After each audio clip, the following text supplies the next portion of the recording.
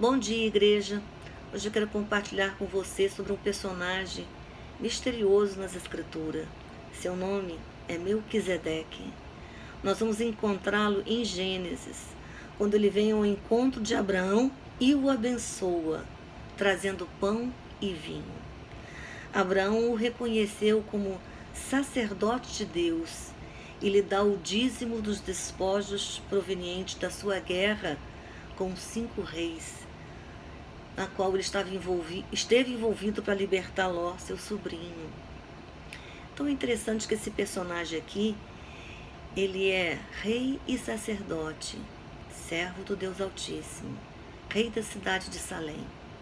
Salém é uma abreviatura da palavra Jerusalém. Depois a gente não vê mais falar sobre Melquisedeque. Nós só vamos ver novamente no Salmo 110, verso 4. A gente vê, é um salmo messiânico, onde Davi, inspirado pelo Espírito de Deus, ele compara o sacerdócio de Cristo com o sacerdócio de Melquisedeque. Está escrito: jurou o Senhor e não se arrependerá. Tu és um sacerdote eterno, segundo a ordem de Melquisedeque. Davi estava querendo dizer que esse sacerdócio eterno pertence ao Messias e que é segundo a ordem de Melquisedeque. Mas você vai ver uma explicação muito mais clara sobre esse personagem em Hebreus. No Hebreus 7, verso 3, que Paulo diz que Melquisedeque não tinha pai nem mãe, portanto não tinha genealogia, não tendo princípio de dias, nem fim de vida. E aí Paulo, nessa carta aos Hebreus, falando para os judeus, ele está defendendo o sacerdócio de Jesus, que é maior que o sacerdócio de Arão, e que é um sacerdócio eterno.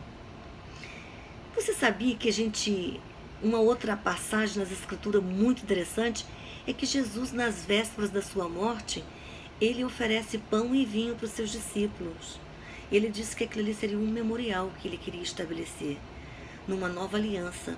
Ele disse que o pão simbolizava o seu corpo que seria partido e que o vinho significaria o seu sangue que seria derramado pela vida de todos.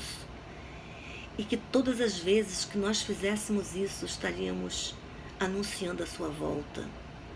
Você consegue ver essas duas dimensões? Como elas estão conectadas?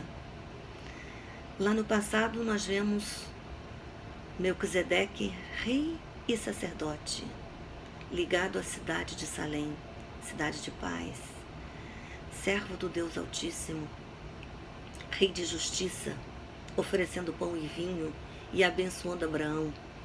No Novo Testamento nós vemos Jesus, o nosso sumo sacerdote, o nosso rei coroado, e ele também oferece pão e vinho.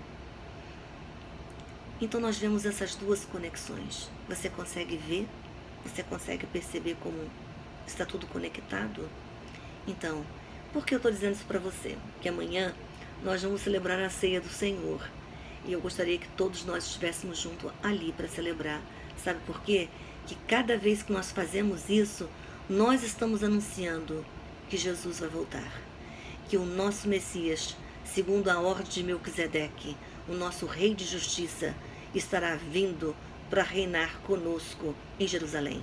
Porque Jerusalém é a cidade do Senhor. Jerusalém é o povo de Deus. Amém?